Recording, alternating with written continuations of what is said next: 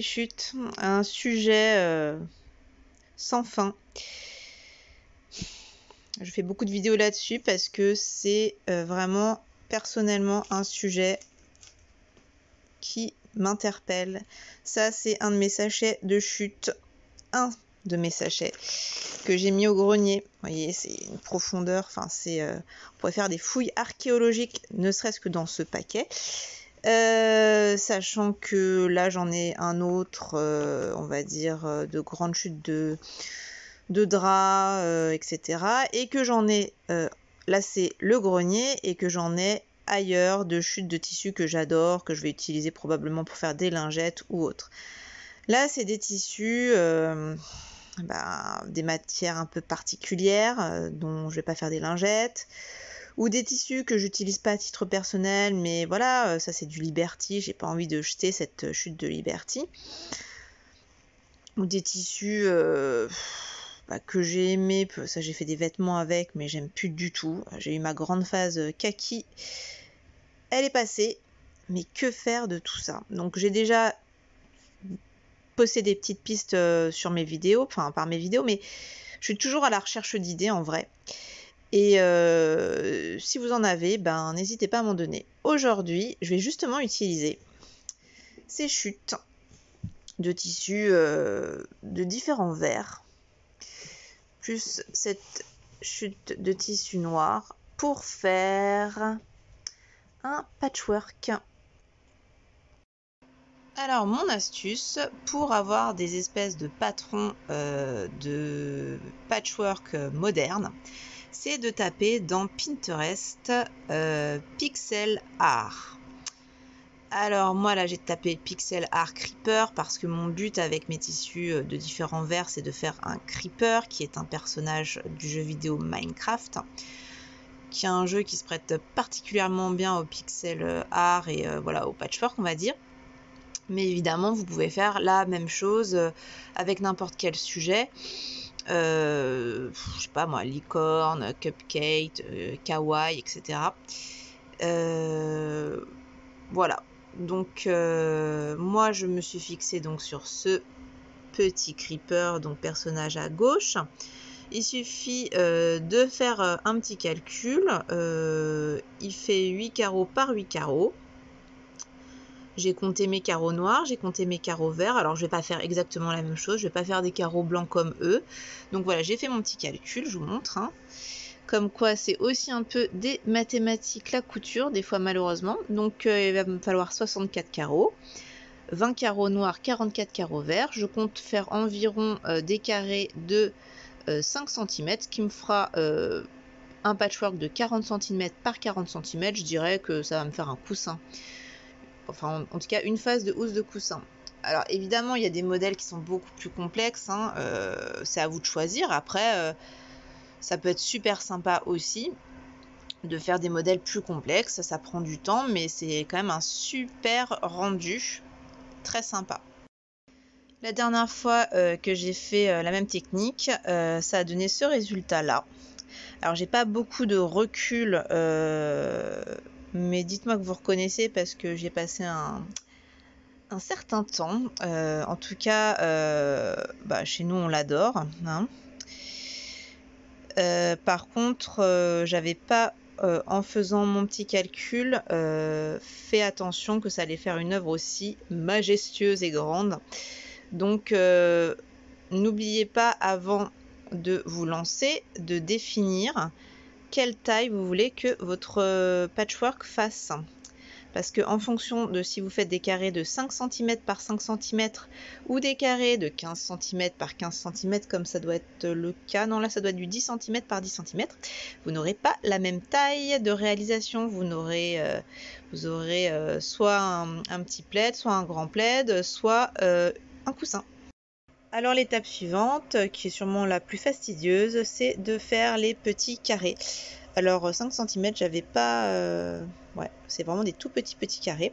Moi je vous conseille d'utiliser cet outil, qui est vraiment super pratique, ou un outil du genre pour tracer les carrés de toute taille. Donc voilà, donc là j'en ai fait 12 dans ce tissu et je pense que je vais m'arrêter parce que le but c'est de mixer avec d'autres tissus pour avoir différents types de verres. Donc après je vais les couper hein, tout simplement pour avoir donc mes 44 carrés verts et mes 20 carrés noirs et après il faudra passer à la phase assemblage.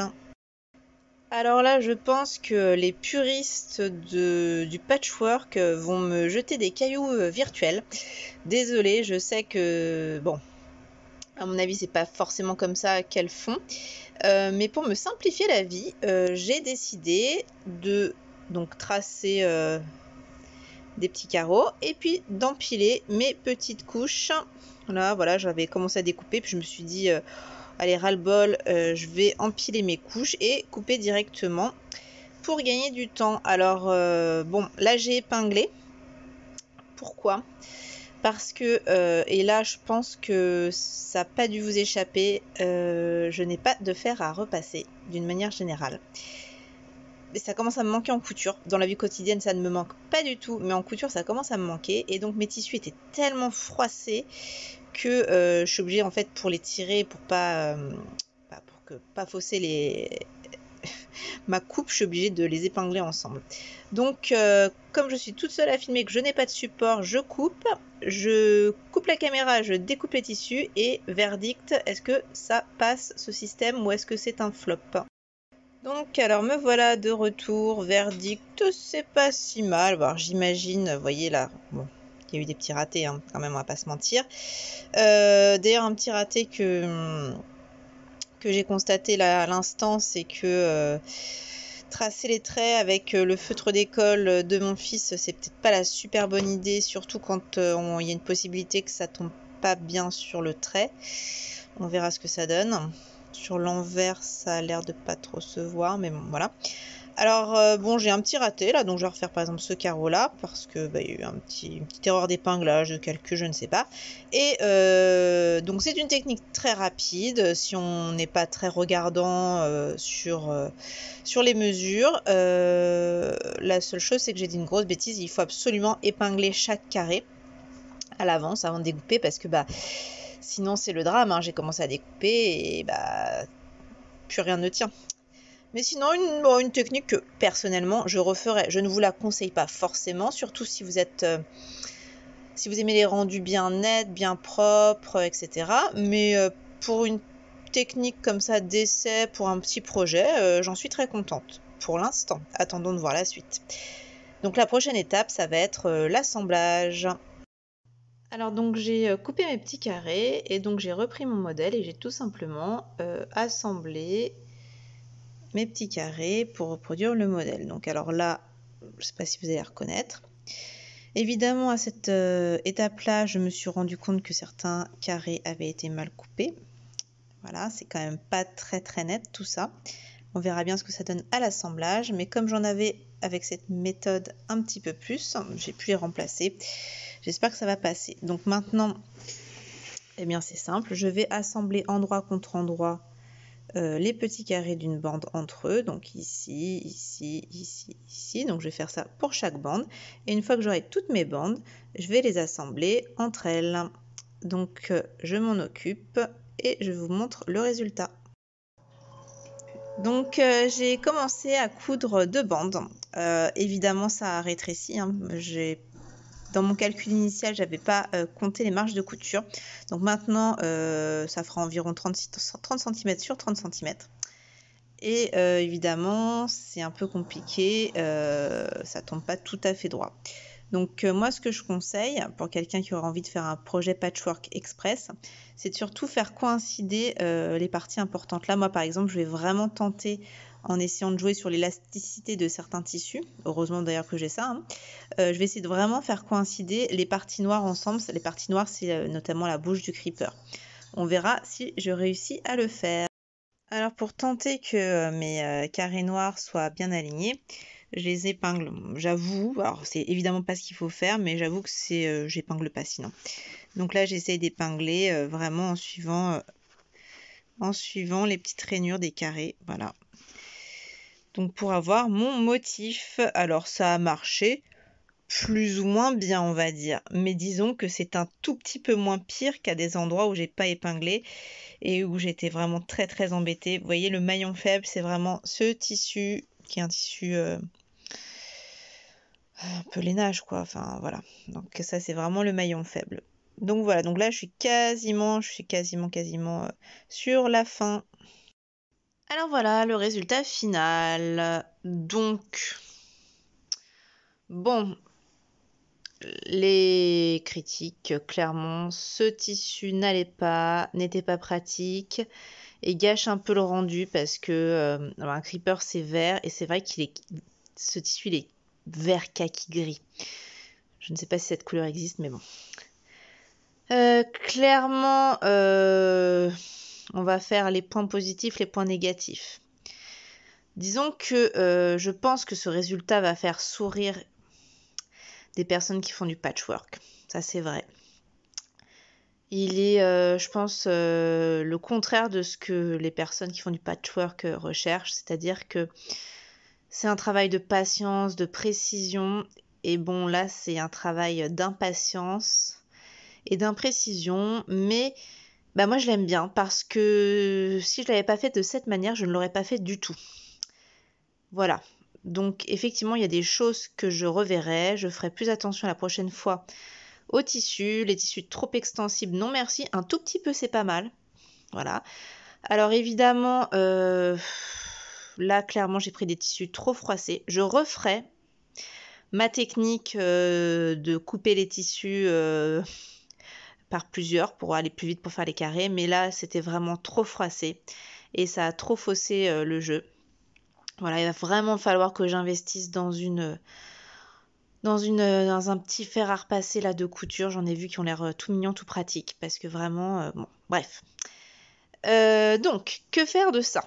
Alors en plus, moi, c'est vrai que j'étais partie sur du 40 sur 40 sans penser aux marges de couture. Je me retrouve avec un petit carré de 30 sur 30 qui est très très moche sur l'envers. Donc, eh bien, je vais me servir de ce magnifique drap de chute tout aussi froissé que le reste de mes tissus pour faire, je pense, une pochette. Donc, je vais couper ce tissu à cette taille en x3. Et voilà ma pochette patchwork creeper terminée qui n'attend plus que son heureux propriétaire. Voilà, donc j'ai doublé à l'intérieur là pour que ce soit propre, qu'on voit plus les fils du patchwork. Derrière, c'est le tissu toujours bien froissé, ma marque de fabrique. Voilà. Alors, est-ce qu'elle n'est pas parfaite? Loin de là. Je crois même que j'ai encore empiré les choses là parce que j'avais pas coupé droit mon tissu intérieur. Donc bref, j'ai dû aussi ratiboiser les côtés. Mais j'en suis contente. C'est une pochette patchwork qui m'a pris quand même assez peu de temps à faire. Donc c'est du patchwork express avec toutes ces imperfections. Je peux l'améliorer. D'ailleurs, je vais en refaire. Ça m'a donné envie. Mais je vais mieux choisir mes tissus, que ce soit en termes de coloris pour avoir un meilleur rendu et en termes aussi d'élasticité. Pas trop d'élasticité. Ce qui va faire quand même une contrainte, c'est que le but quand même de ce patchwork, c'était aussi d'utiliser des chutes. Et malheureusement, du coup, ça bloque un petit peu. Voilà. Donc, n'hésitez pas à me faire part de vos idées pour utiliser des chutes, parce que ça, je suis toujours preneuse. Est-ce que vous faites du patchwork? Quelles sont vos petites astuces pour faire du patchwork, on va dire, express, sans que ça dure très longtemps? Voilà, eh bien, à bientôt!